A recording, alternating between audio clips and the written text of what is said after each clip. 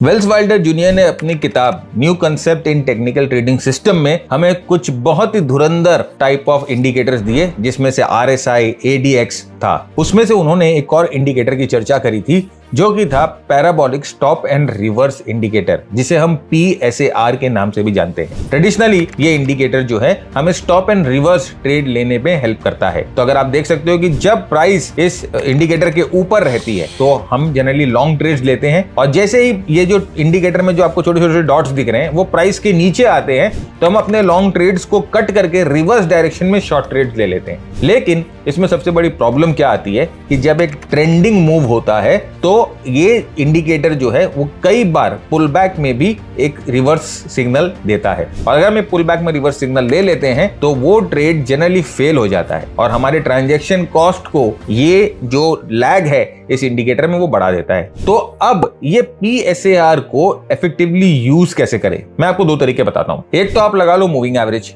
तो यहां पर चार्ट में हम लोगों ने 20 और 50 डे का मूविंग एवरेज लगाया है, और जब प्राइस मूविंग एवरेज के ऊपर है तो PSAR के हम लोग सिर्फ बाय सिग्नल लेंगे, यानी कि PSAR जो है हमें बाय सिग्नल लेने में टाइम करेगा, मदद करेगा। दूसरा तरीका PSAR को ही यूज करना है। आप देखिए ये थोड़ा सा एडवांस एनहांस तरीका है। यहाँ पर हम क्या कर रहे हैं, हमने वीकली PSAR जो है डेली चार्ट पे लगा लिया, और आप देखो कि कितनी अच्छी तरह से ये ट्रेंड को ट्रैक कर रहा है। अब यहाँ पर क्या करना है, सेम वही तरीका यूज करना है। हमें एक वीकली PSAR लगाना है और एक डेली PSAR लगाना है। जब प्राइस वीकली PSAR के ऊपर हो तो डेली PSAR को हम लोगों को as a entry timing tool use करना है। तो जब जब प्राइस PSAR के ऊपर जाती है एक नेगेटिव सिग्नल देकर हम